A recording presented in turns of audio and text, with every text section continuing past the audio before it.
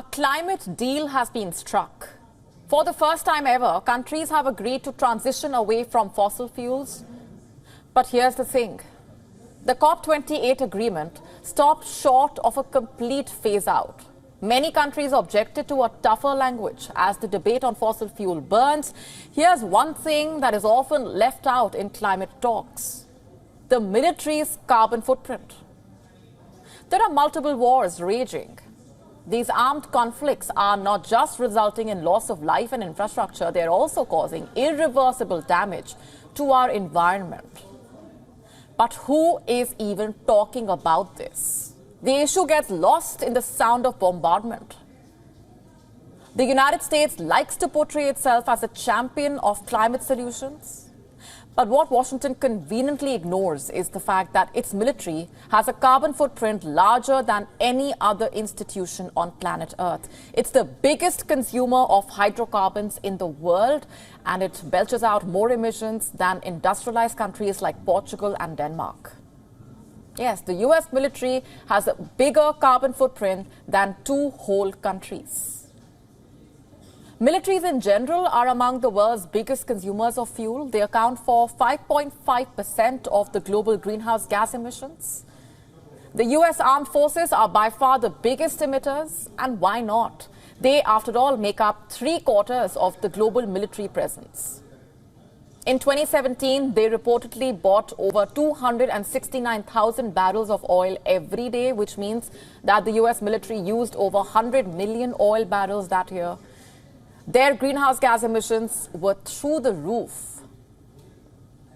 During the Second World War, an average US soldier used 3.8 liters of fuel each day. But during the Iraq War in 2003, this figure shot up to 83.3 liters every day.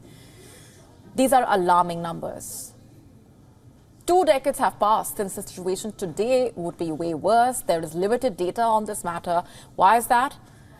Because for the longest time, militaries have enjoyed a free pass. Defense forces are not bound by international climate agreements to cut or even report their carbon emissions.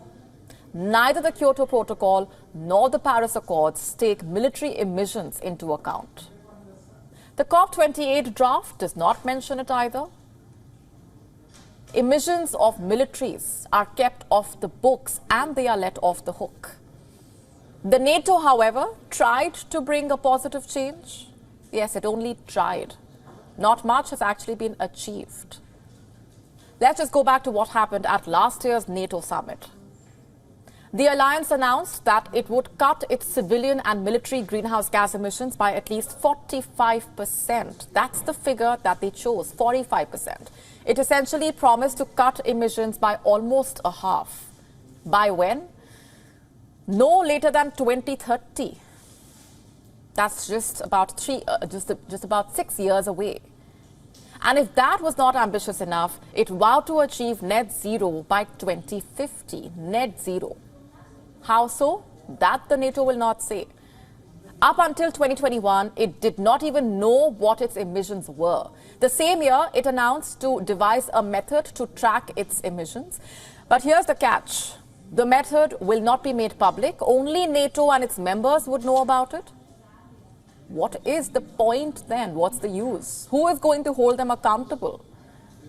Essentially, the NATO asked for its emissions reduction policy to be a matter of faith.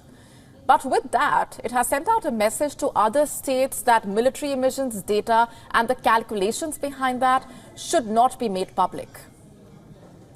You see, the world's war on greenhouse gas emissions has a military blind spot. This year's COP summit had all but one event focusing on the impact of wars on the climate. Just one. Wars are being fought for centuries. In the past decade itself, military spending has grown by more than 25%. In the last 2 years, countries have placed record orders for weapons. Policies have been changed to enable militarization. Just who will check the carbon footprint at the war zones? Where is the funding to deal with its aftermath, to make up for the military's carbon footprint? Surviving on the battleground is not enough. And I hope the leaders are listening. WION now available in your country. Download the app now. Get all the updates on the move.